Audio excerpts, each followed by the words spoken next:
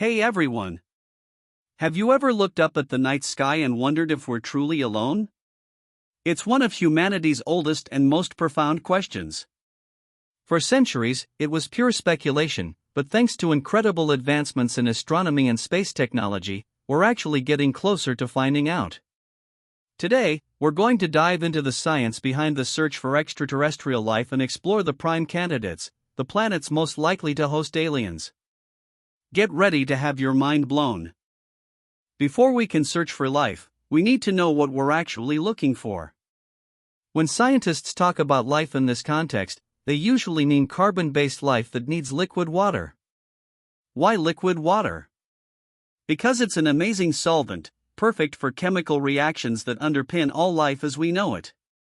So, a habitable planet, for our purposes, is one that can maintain liquid water on its surface for a long time. Simple, right? But finding those conditions across the galaxy is quite the puzzle. So, how does a planet get that liquid water? It comes down to something astronomers call the habitable zone, or, more fun, the Goldilocks zone. Just like Goldilocks liked her porridge not too hot and not too cold, a planet needs to be just the right distance from its star. Too close, and water boils away. Too far, and it freezes solid. Our own Earth is perfectly nestled in our Sun's Goldilocks zone, which is a major reason why we're all here chatting today.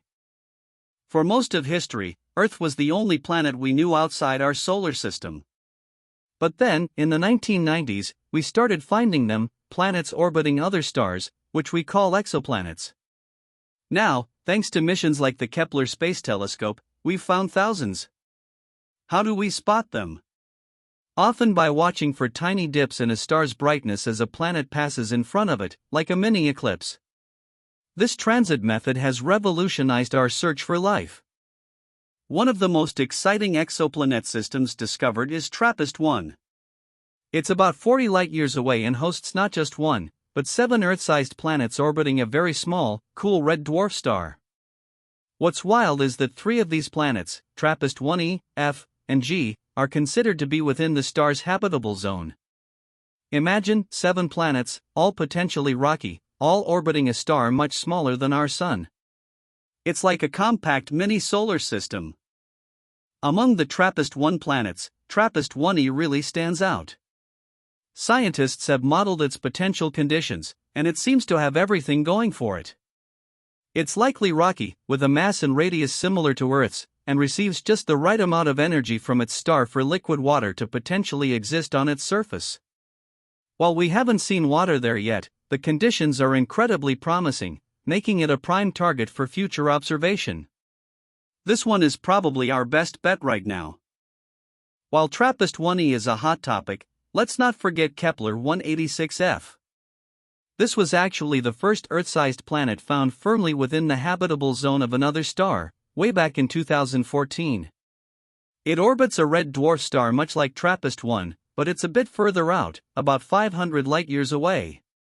It receives about a third of the energy Earth gets from the Sun, so it might be a bit cooler, but still within the range for liquid water.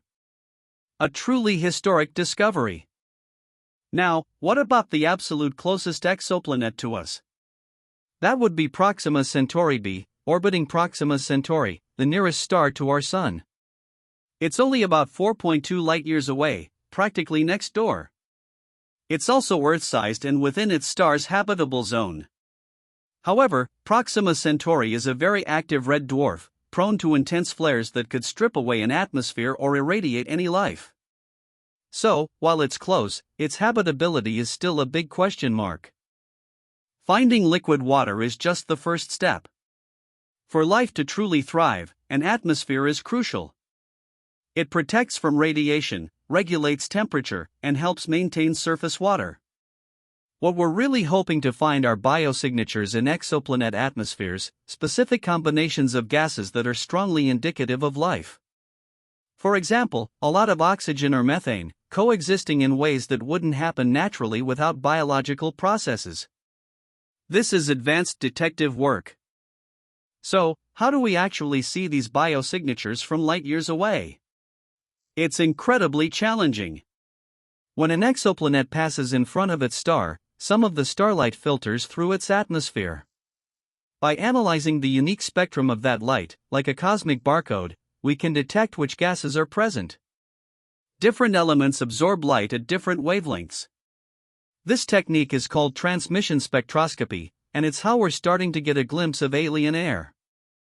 This is where telescopes like the incredible James Webb Space Telescope, or JWST, come in. JWST is specifically designed to detect these faint signals from exoplanet atmospheres, even those of small, rocky planets in habitable zones. Its infrared capabilities allow it to peer through dust and gas, and reveal the chemical composition of distant worlds with unprecedented detail.